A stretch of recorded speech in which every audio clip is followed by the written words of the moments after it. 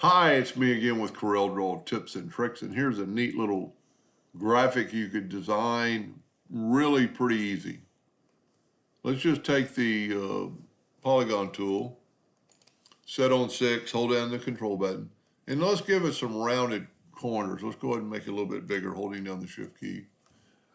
Go up to Windows Docker's corners, and let's round them off like that much. Now let's take a plus sign on the keyboard, holding down the control button, and make one in the center. Now I normally go to effects and blend, but I'm going to blend with this guy right here, which will do the same thing. So if you select both those,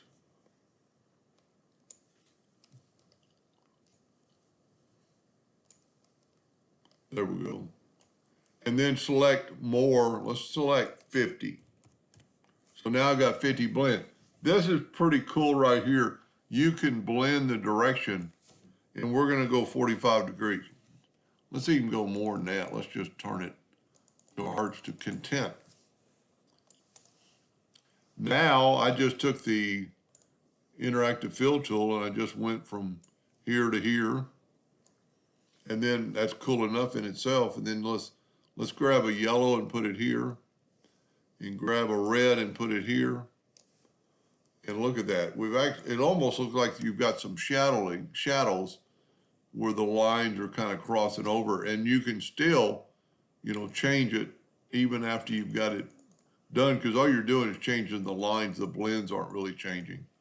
Because if we take the lines away, we just have well, that's pretty cool within itself, but let's put the lines back, and you could change the line thickness by double clicking in and make them even more.